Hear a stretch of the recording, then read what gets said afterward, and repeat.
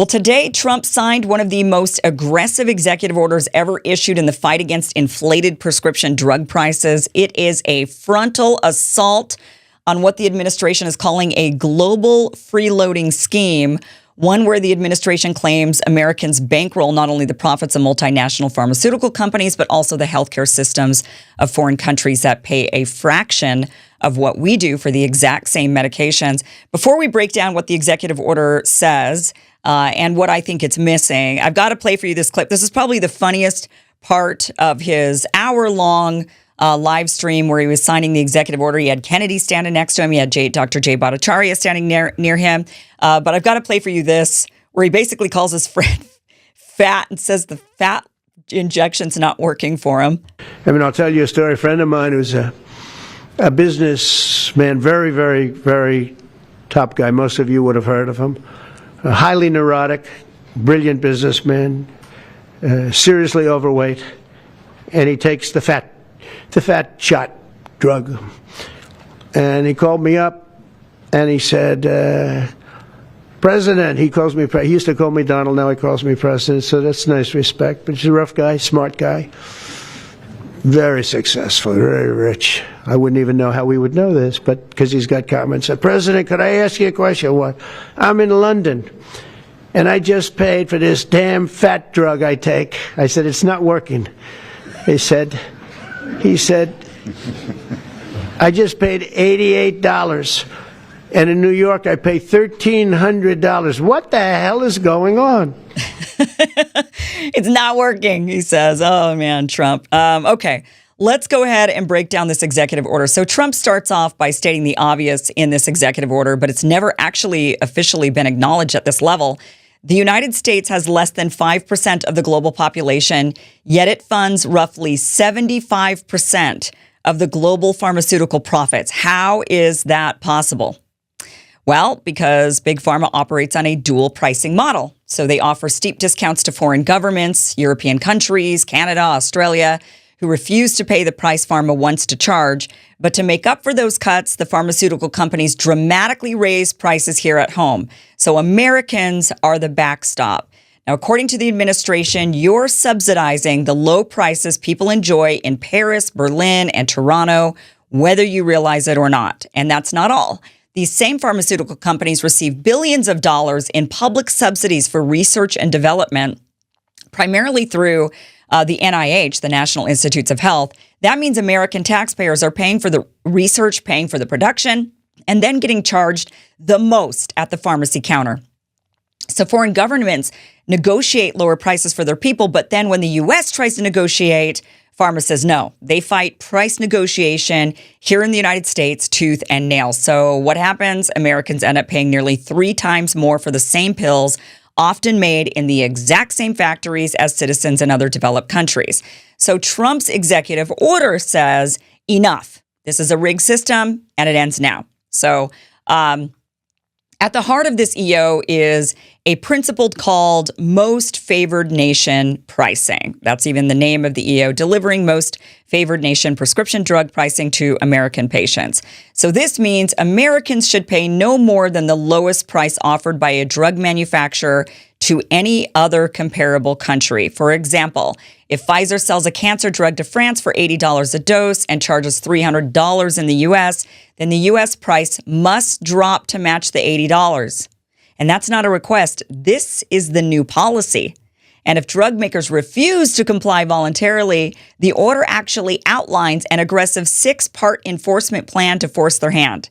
So let's go through what that enforcement is step by step. Okay, first, the Department of Health and Human Services will initiate formal rulemaking to legally require drug manufacturers to sell their products in the U.S. at the lowest price they offer abroad. So this is not a toothless guideline. This becomes regulatory law.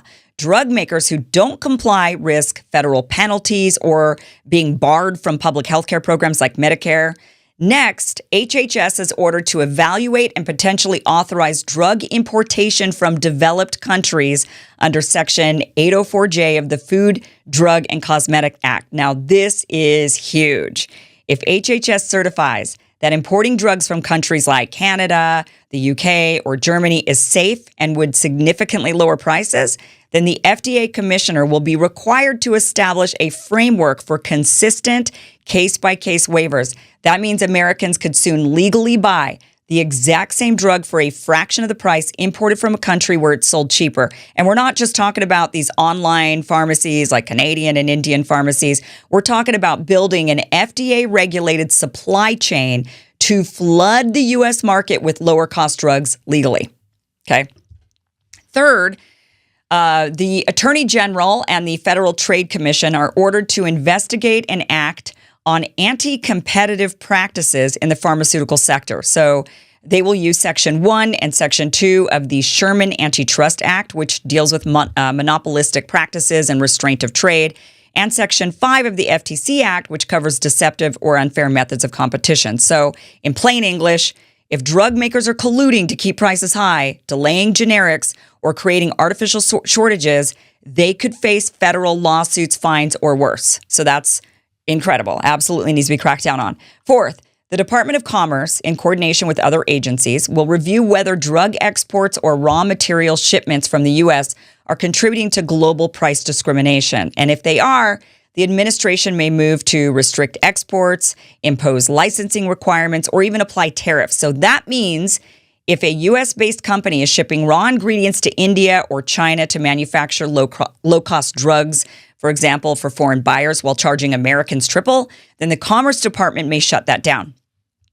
Fifth, the FDA is instructed to review and potentially revoke or modify approvals for drugs that are unsafe, ineffective, or being marketed improperly, which is a big win. So this is another pressure tactic. If a company is misrepresenting a product or cutting corners on safety while overcharging Americans, they may lose access to the U.S. market altogether. So that probably is something that Kennedy threw in there, something that he pressured into that EO. That's a good one there. Finally, the executive order calls for an all-agency mobilization. So that is every relevant department from the HHS to Commerce to the FTC is ordered to coordinate under the direction of the White House Domestic Policy Office. So this is not a one-off. This is a full-scale offensive on the massive price gouging we are experiencing here in the United States when it comes to pharmaceutical. The executive order, however, does not stop at the U.S. companies. It also puts foreign countries on notice. So, I do have a bit of an issue with this one, but let's go over what it says, and then I'll tell you why I don't agree with this executive order on this. But the Secretary of Commerce and the U.S. Trade Representative are told to investigate and confront any foreign nation whose pricing policies force American consumers to overpay or suppress drug prices below market value in their own countries. Now, I don't know how they would force Americans to overpay. It's not like there's any law in any foreign country that says our law requires you to charge Americans more. That's not happening. It's kind of a workaround. It's companies saying Americans are forced to pay more because of XYZ policy in a foreign country because they don't pay as much. So something like that. So if a country, let's say Germany or Japan, uses price controls to negotiate $70 insulin, for example, while Americans pay $300, and Pharma agrees to those terms, then the administration will treat that as a discriminatory trade practice. They will then consider trade retaliation under the following justifications. They'll say unreasonable or discriminatory practices under trade law, national security concerns, if the pricing system harms U.S. innovation or supply chains, and the actions could include things like WTO complaints, tariffs, sanctions, or even blocking pharmaceutical exports to countries found guilty of these practices. So in short, Trump is telling the world, you can't demand cheap drugs and expect Americans to foot the bill anymore. You will pay your fair share or you will face trade consequences. Now, why do I not like this? Because the reality of it is that foreign countries are still paying the pharmaceutical companies enough for them to make a profit. They're not being really fully subsidized. It's not like we're literally paying so that Japanese people or German people or Canadian people can have low-cost drugs to the point where Pharma loses money on this. No. Pharma is still making money in these countries. They're just not making as much money. And I don't think it's the foreign country's fault that they're able to negotiate a fair and reasonable price for their people, one that still delivers profits to the pharmaceutical companies. So if the pharmaceutical companies are still getting a profit, great. What are they bitching about? What I don't like is this concept that, well, these foreign countries are paying so little, the pharmaceutical companies, what are they crying about here? They're still making a profit. The issue is they're not making as much of a profit. Well, who's to say how much profit you get to make?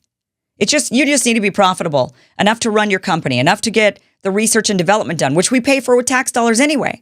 You just need to be profitable enough to run, but not so profitable that your CEOs and the board and top people in your pharmaceutical companies are some of the wealthiest people on the planet. You don't need to be that rich. So picking on the foreign countries for actually doing what's right and actually negotiating with these pharmaceutical companies and actually a fair negotiation where they still make some money. Yeah, I don't think we need to be picking on the foreign countries. I think we need to be picking squarely where the picking should be, and that is on the pharmaceutical companies. They're greedy, and we need to crack down on that. So I don't really like this whole concept of, we're going to go after the foreign countries. Now, Trump could just be throwing that in there in order to appease the pharmaceutical companies, to make them think, okay, yeah, we'll do something about Japan and Germany too. And in reality, Trump's not going to start a trade war for big pharma. I don't think, actually. I really don't think he's going to. So I think it's just one of those things that Trump does to make people think, look, I'm not totally, I'm on your side too. I like you too. He's got the art of the deal. He's a fantastic negotiator, as we've seen. And so I think this is maybe part of the art of the deal. I'm hoping, because I don't think foreign countries have anything to do with this. This is all greedy pharma. All right. The order also instructs HHS to create a program that would allow American patients to buy directly from drug manufacturers at the lowest global price, bypassing wholesalers and pharmacy middlemen entirely. So this is a radical shift in how pharmaceuticals are sold in America. Now imagine a government-facilitated system where you, as a patient, can go directly to the manufacturer's portal, order a medication, and pay the same price that Spain or the Netherlands pay, possibly shipped to your home at some cost or low cost.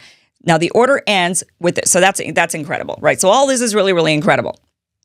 The order ends with a few legal caveats. It can't override existing law or budget rules. It doesn't create new rights to sue the government, and it will be implemented only if funds are available. So there are some caveats there. Now, there are some lawmakers, Democratic lawmakers like Ro Khanna. Trump goes off first saying with this whole thing, this is something Democrats always said they wanted to do. They never did it, and here I am, I'm doing it. And he's right. This is incredible. Finally, an American president doing something about the price gouging of American citizens. It's insane, and Trump's the guy to do it. This guy will be hailed. I mean, some of these things that he's been doing lately, and we'll go deeper tomorrow into some other things that he's been doing, of course, every day, right? Every day. That's what we do here on the Kim Iverson Show. He really will go down as one of the greatest American presidents in the history of this country if he keeps some of these things up that he's doing. We're only in May, guys. We're only in May. This guy started in late January, middle to late January. We are only in May. And there's a lot that has been going on that has been absolutely beneficial to the American people, from halting the border crisis entirely to this, to, there's many other things that he's doing. And he will go down as one of the greatest American presidents if this goes into effect and Americans genuinely end up paying 30 to 80% lower in drug prices like he claims. This is huge. This is huge. This is probably one of the greatest executive orders ever signed, if that's the case.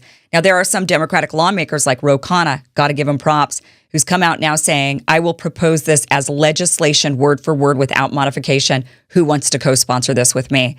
So now, Congress, how are they going to behave? If this goes into legislation and this becomes law, or if Ro Khanna puts this on, he's proposing this as a sponsor, he's a Democrat, and if he gets, of course, he'll get a Republican to go along with this, and when this hits the floor, we will see just how bought off our Congress is by Big Pharma, and we'll see just how much they work for the American people, or how much they work for themselves or for the big lobby groups. We're going to see. And so this is a real momentous, I think, exciting time, because you got Democrats who are on board with this. You got Republicans who are on board with this. And you also have Democrats and Republicans who are not on board with this. And we will see who these people are, and they will be exposed. And I think this could really cost them elections if they go against something like this. This is for the benefit of the American people. This is truly an America first pharmaceutical policy. It is great. The only beef I have with it is I don't think we should be blaming foreign countries for doing the responsible thing for their citizens. They're doing what's right, and we have not up until now. And so we can't really blame them, especially if the pharmaceutical companies are still making a profit, and especially if those jerks at the pharmaceutical companies are using our taxpayer dollars for their development and research. They sit there and they say, well, we have to charge you all this money because, we've developed and researched all these wonderful drugs. Oh, yeah, what they fail to tell us is you did it on our dime anyway, and now you're charging us again?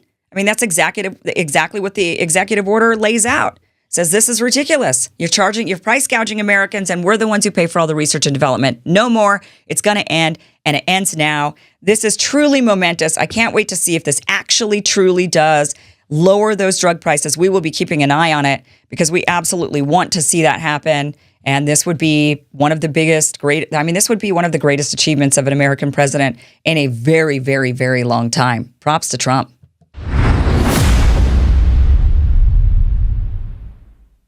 Thanks for watching this clip from the full Kim Iversen Show, which you can check out Monday through Friday, 2 p.m. Pacific, 5 p.m. Eastern. The show airs live. It is a 1-hour live show Monday through Friday. Just head to KimIversonShow.com. See you there.